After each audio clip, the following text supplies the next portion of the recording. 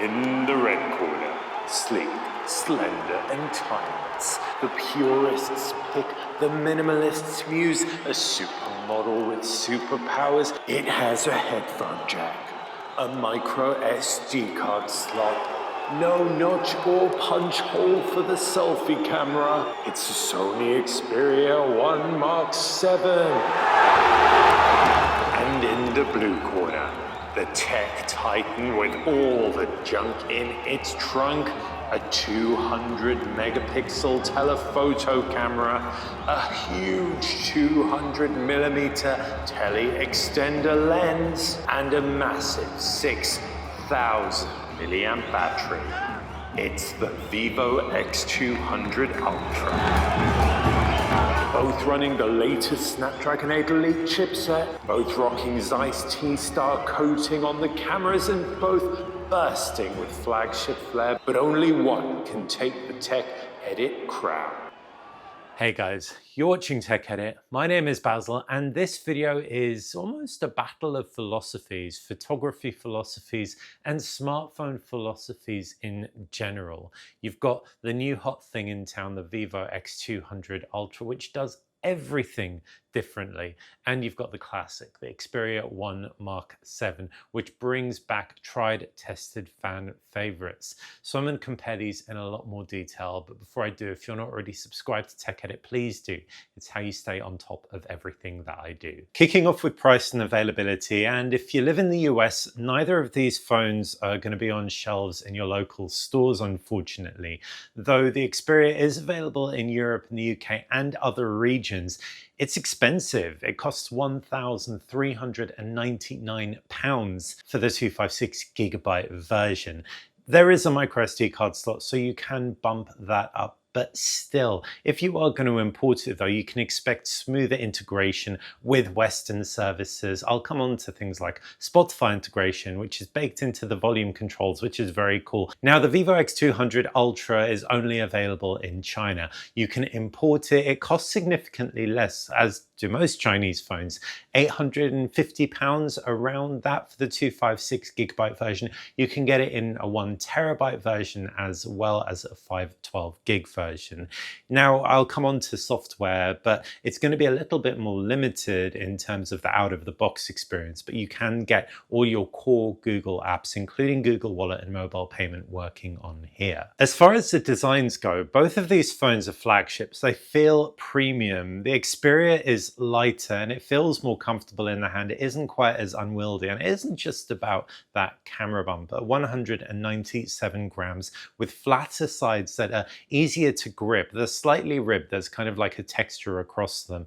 It just feels more comfortable to hold for long periods, especially when you're shooting. Also a bit more secure, less slippery. It isn't quite perfect. It definitely feels a little bit more hollow when you tap the back of it, but it also has some real highlights. For example, a physical two-stage camera button, which is a bit of a unicorn, almost as much of a unicorn as a micro SD card slot, pull-out SIM eject tray, which is at the base, which is almost as much of a unicorn as the headphone jack, 3.5mm for wired audio, which is going to be great when your headphones run out of juice. You can still listen, no problem. The Vivo X200 Ultra feels fantastic, but it is much bulkier at 229 grams. It weighs about as much as you'd expect from a top-tier flagship, so Sony comes in significantly lighter.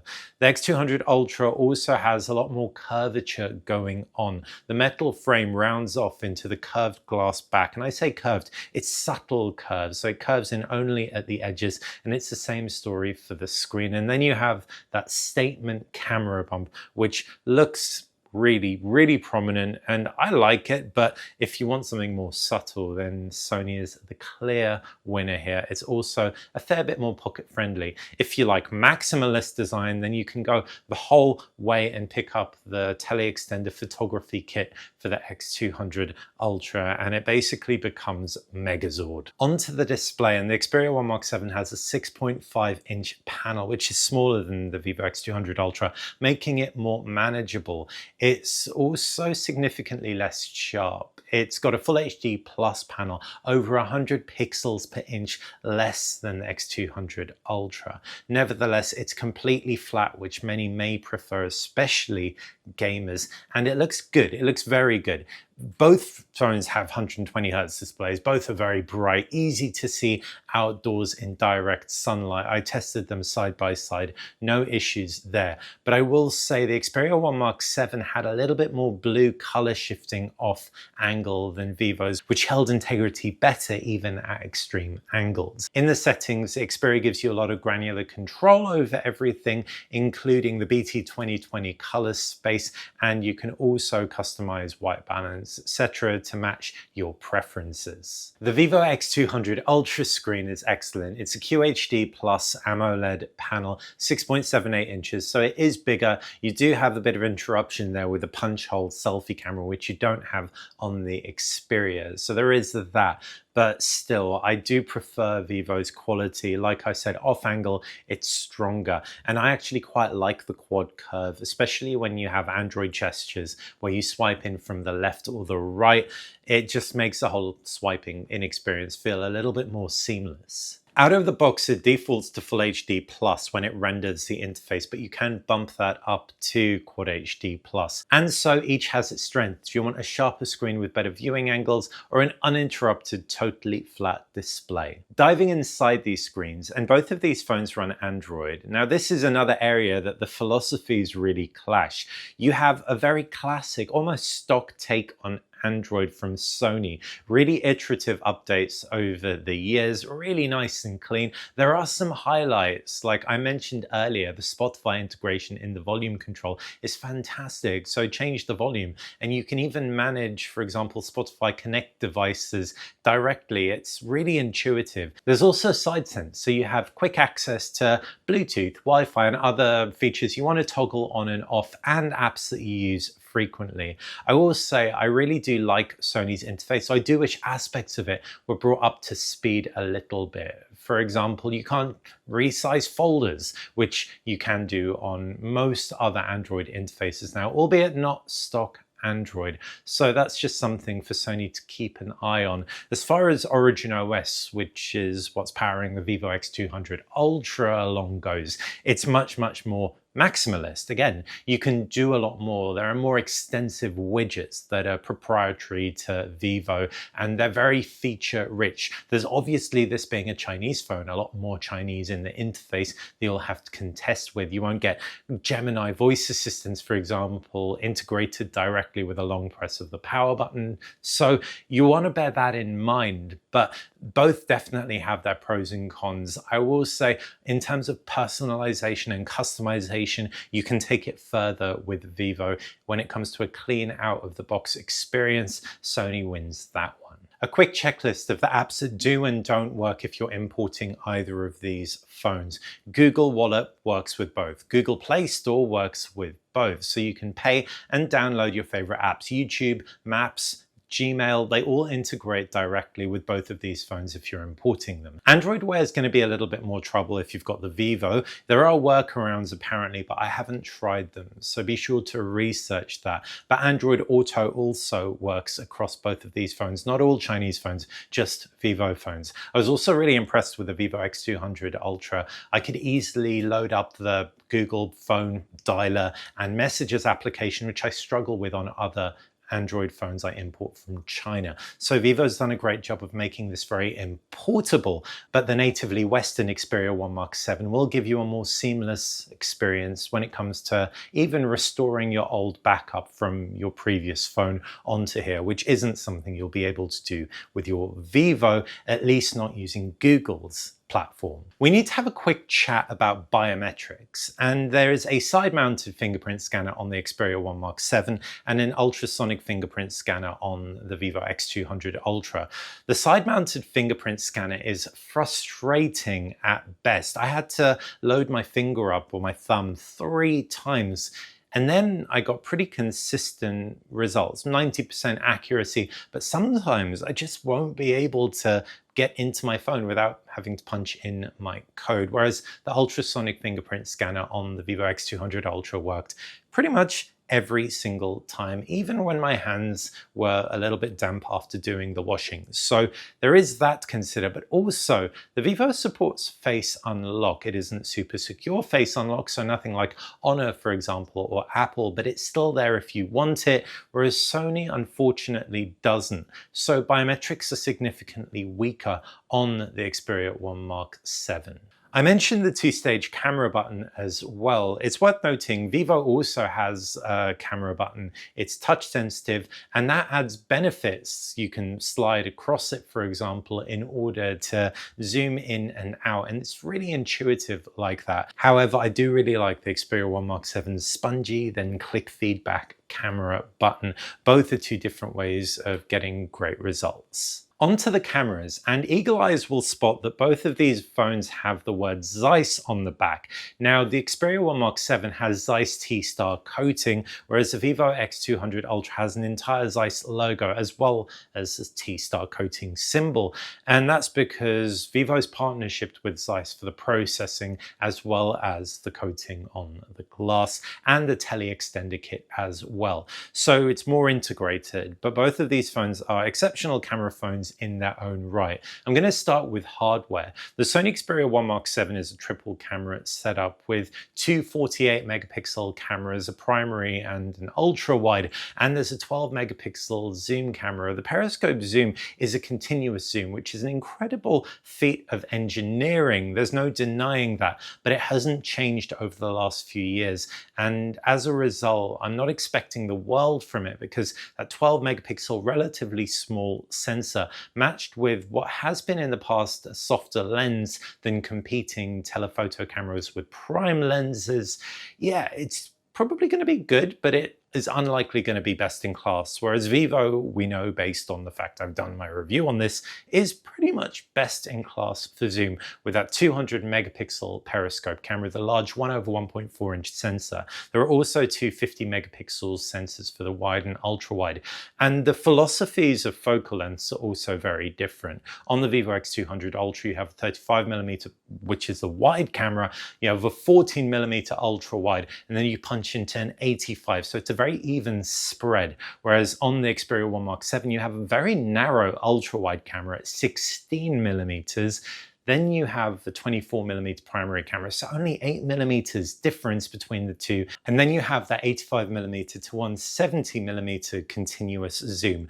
Out of the gate, I'm going to say I'm really impressed by an aspect of both of these phones. They both have macro mode from the telephoto cameras, which I'll come on to in more detail, but even without activating it, they both focus significantly closer than an iPhone 16 Pro Max and a Pixels periscope zoom, making both of these phones much more multifunctional. When it comes to color and exposure, the Vivo X200 Ultra produces really luscious looking shots, loaded up with saturation. They don't look as brazen as shots from Samsung phones, for example, that are really ramped up, especially nighttime shots, but simultaneously they also lack that kind of like fake HDR look that you get from a lot of Honor shots, especially on the more mid-range phones.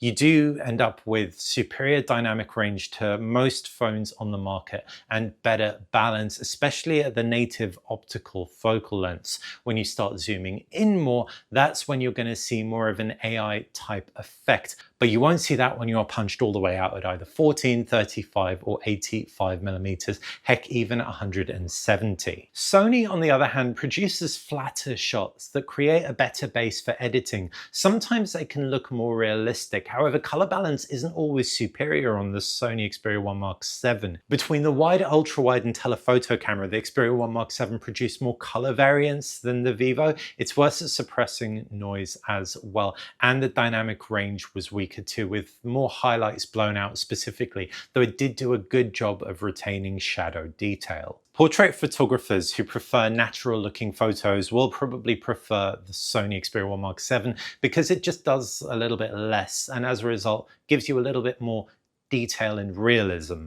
So even if the Xperia 1 Mark 7 produces a softer shot because it just doesn't have the resolution or the optics to produce a crisper shot, aspects of the shot will be sharper on faces because of Sony's more pared back photo processing. That said, the Vivo X200 Ultra was the phone all my friends and family wanted me to take pictures of them with because, yes, it's flattering, so even if it isn't as realistic, a lot of people will still prefer it, and it's a lot harder to take a bad portrait shot on the X200 Ultra than it is on the Xperia 1 Mark 7. Despite the further reach of the Xperia 1 Mark 7, the Vivo X200 Ultra's zoom won out pretty much every time, but with a big caveat: it will redraw some elements to clean them up. I've already mentioned you don't really notice that when you're shooting at the optical focal length, but as soon as you crop in on a picture or in-sensor zoom to 200, 300 millimeters,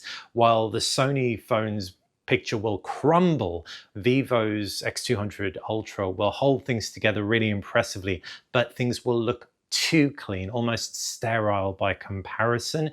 I still prefer the results, but I also visibly see a lot of elements have been redrawn, and that definitely will put traditionalists off. In low light, while both phones have night modes that help things along significantly, it really wasn't a competition. The Vivo X200 Ultra's night mode is significantly more intelligent. I don't know whether it just composites more frames or it's because of the biggest sensors, but while Sony produced noisier results with less detail, the X200 Ultra produced usable shots even in incredibly challenging scenes. As far as ultra-wide cameras go, both of these have been upgraded this year. Vivo's does tend to come out on top pretty much every time, specifically when it comes to noise handling and also resolved detail. The Xperia 1 Mark 7 will be a significant upgrade over the 1 Mark 6. It can pull a great amount of background and foreground separation for close-up subjects by comparison, and it does hold its own in bright environments. As for the interfaces, both of these phones have their highlights. For example, with the Xperia, there's a new AI camera work mode which helps you follow a subject around. With the Vivo X200 Ultra, you have spatial video capture. I'm not going to go into the details of those modes, but what I am going to do is talk about the core pro tools that you're going to get if you're an enthusiast. For example, with the Xperia 1 Mark 7, you're going to get a Cinetone for the front and rear cameras for video, which is that kind of log style capture for a flatter color profile, which is great for editing. So the fact you can get it on selfie footage is decent. You can't get log video from the front camera on the Vivo X200 Ultra. However, the X200 Ultra still has a full suite of manual controls, and you don't have to dive into pro mode in order to get log capture. You can do it in auto mode as well. So each has their advantage. For video capture, photography, manual photos, you've got control over exactly the same things: shutter speed, white balance, etc. No manual aperture control on either of these phones. It's worth noting as well, the Xperia 1 Mark 7 launches with a Pro Video mode, which the 1 Mark 6 didn't launch with. So I'm really glad to see that Sony has plugged the gaps in that respect. When it comes to video, I was very impressed by the Xperia 1 Mark 7 and how it handled faces specifically.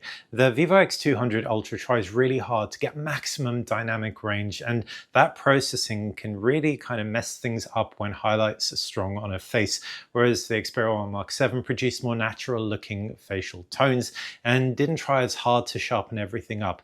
When you're not shooting faces, that can then result in a softer video, worse dynamic range, and an inferior quality. So which one you go for is really going to depend on what you tend to prefer shooting. I was impressed with both of these phones' ultra wide cameras for vlogging. You don't even need to be able to see what you're shooting. You can kind of trust you're going to be in frame. I got better framing results from the Vivo because of its wider angle of view that I could then crop into, but you can shoot 8K on the Vivo, 4K on the Xperia 1 Mark 7. So the ultra wide makes for a great vlogging camera, but when you're not shooting faces, whether it's zooming into the distance or just getting a wide shot, which has a lot of highlights and shadows in there, I found Vivo's processing to just nail it by comparison, producing a richer shot with less washed out colors, especially around highlights, less kind of highlight bleeding taking place. So for video, the X200 Ultra definitely wins out, though there are some pro controls and tools like Product Showcase on the Xperia 1 Mark VII that may woo other people who are able to shoot in controlled lighting environments. Stabilization across both phones is strong. It was really strong on the ultra-wide camera on both, but the Vivo definitely edged ahead. It has both OIS and a wider angle of view, so can crop in on that a little bit more in order to create smooth looking footage. I shot both side by side in a pretty challenging artificially lit environment, and the Vivo X200 Ultra definitely edged ahead. Now, when I was shooting on the X200 Ultra into the distance, I thought stabilization was a bit weaker based on what was going on screen with my live preview. However, when I watched the footage back, it was very clear that Vivo applied electronic stabilization after the beat, and it ended up being more stable than the Xperia 1 Mark VII's footage with zooming. So what you end up with is a more reliable, stable experience on the Vivo X200 Ultra, even though handheld footage from both looks really good. Before I move on to the next section, if you want to see a bit of video play through from the selfie camera, testing out the stabilization and give you an idea of how the microphones stack up, skip to the end of this video. Everything's going to be nicely chaptered so that you can get a sense of the raw footage. As far as the microphones go, the X200 Ultra picked up spoken word more clearly, so you might rely on an external mic a little bit less than you would on the Xperia 1 Mark VII. Both were clear, though the 1 Mark VII picked up more ambient sound. It's a different story for the speakers, though. I was listening to quite a bit of music on both of these to get a feel for them, and the Xperia 1 Mark VII produces a fuller, rounder sound. It's a bit softer, a bit more dampened, but as a result, it's not as shrill, not as tinny, and those front-firing speakers are obviously fantastic for gaming because you're not going to cover them up, whereas the speakers on the side of the X200 Ultra, you will pretty much always cover at least one of them up when holding it in landscape for gaming. Also worth noting, obviously, I've mentioned the headphone jack. Sound from that is really solid. I haven't gone into a huge amount of detail for wireless audio comparisons. Check out the full review of the Xperia 1 Mark VII, which will be posted in the next week or so, for my deep dive into audio quality from the headphone jack and with Bluetooth headphones. Benchmarks in gaming was something I tested both extensively with. I gamed for hours, and I will say performance from both is flagship level, though when it came to benchmarks, I was surprised Antutu gave a score of around 2 million on the Xperia 1 Mark VII, which is around 500,000 behind most Snapdragon 8 Elite devices. So that's worth noting, though Geekbench was pretty much identical. Also 3D Mark, which is testing out graphics, is pretty much identical in terms of your peak performance. Vivo gave a higher peak score in a 20-minute 3D Mark stress test. However, it dropped lower than the Xperia 1 Mark VII, and it also got hotter by around 5 degrees, roughly 45 versus 40 degrees. So definitely benefits to each. I found consistent performance across both, with the Xperia 1 Mark VII being more comfortable, also because of the frame, those front-firing speakers for gaming. Both of them also have pretty comprehensive gaming modes. I really like that the Xperia 1 Mark VII's game mode can be fired up with a press of the camera button. You have to toggle that on, but it then gives you access to screen recordings, quick brightness control,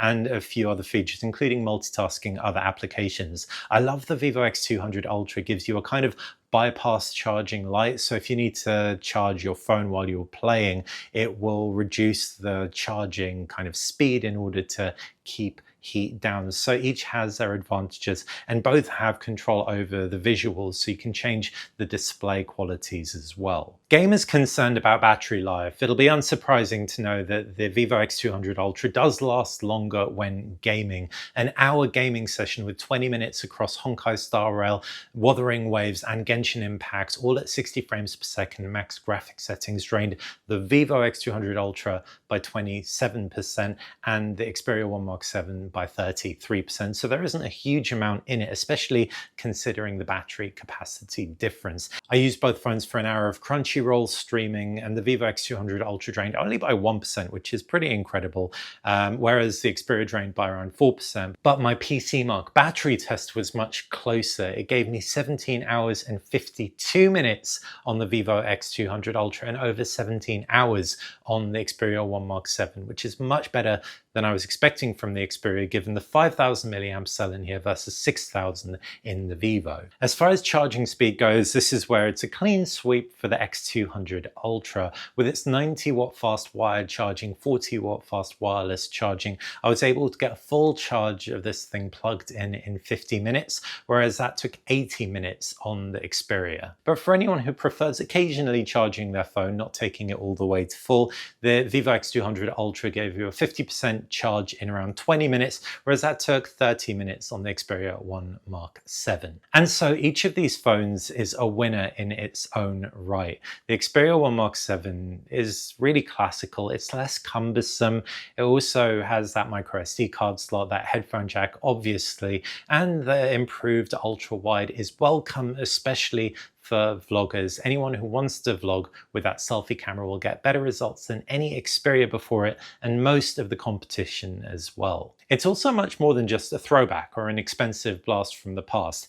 The Xperia 1 Mark 7 is meaningfully different to other phones currently available, and that justifies its existence, but it is very expensive. £1,399 for a 256GB phone is really punchy. So if you don't want to spend that much money on this, you can definitely pick up its predecessor, which has most of the advantages of this, albeit with a worse ultra-wide camera and fewer kind of AI video modes, but you still get a quality experience with the classical features the 1 Mark 7 brings to the table. But the Vivo X200 Ultra really does represent the other end of the smartphone spectrum, the best of kind of like modern technology when it comes to the cameras, but also that silicon carbon 6,000 milliamp battery as well.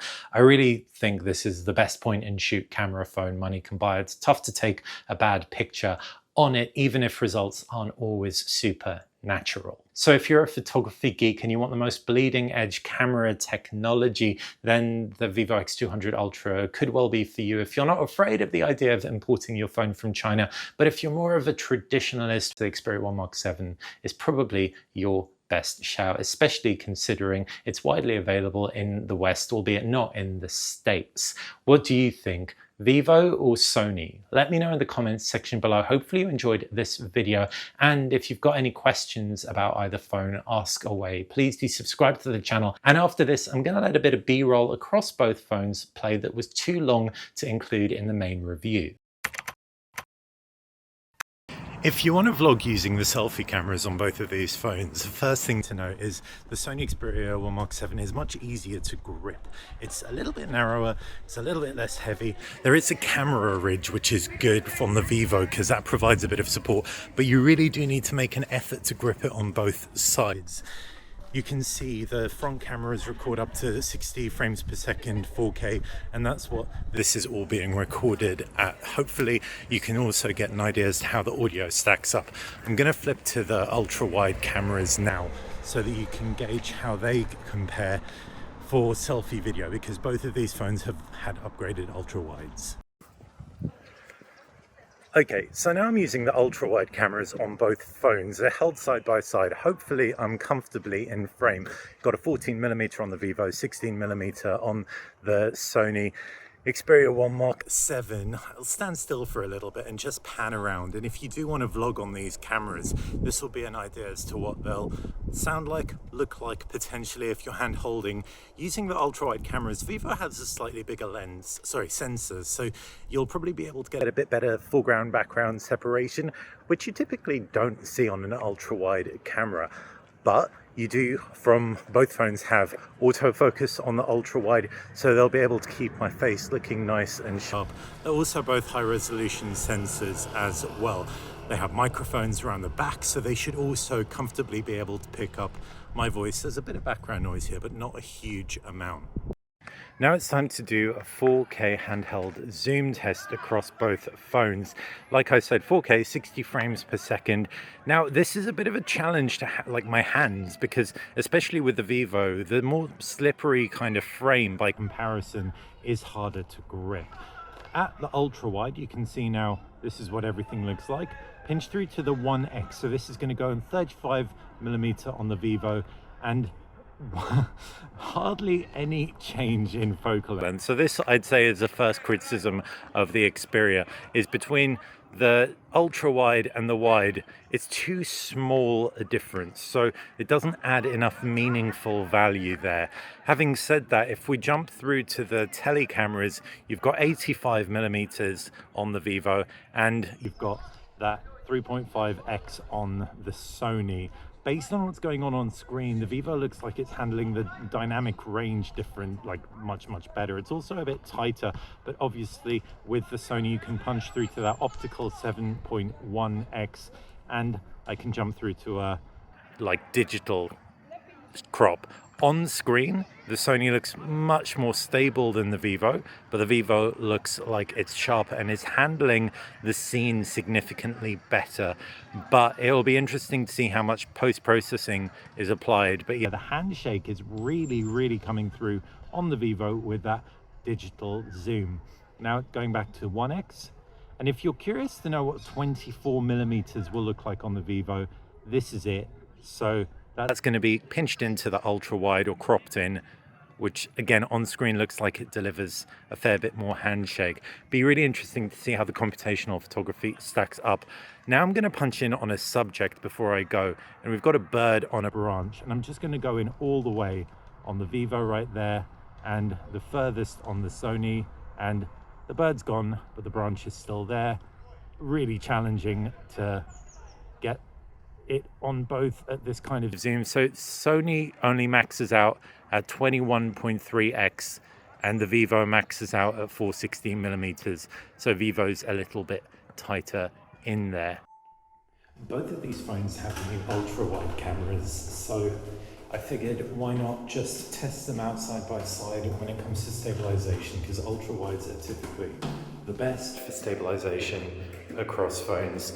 So the Vivo's got a slightly wider ultra wide on paper, but based on what's going on screen, they're very closely matched, and there'll be some electronic stabilization at play here. So walking downstairs, obviously the lights are changing. It's a really challenging environment. So with any luck, things will be stabilized. If I was to switch to the 1x camera, it would change focal length completely, because it would take it from 14mm on the Vivo through to 35mm, and only through to 24mm, and it's 16 at the ultra wide for the Sony.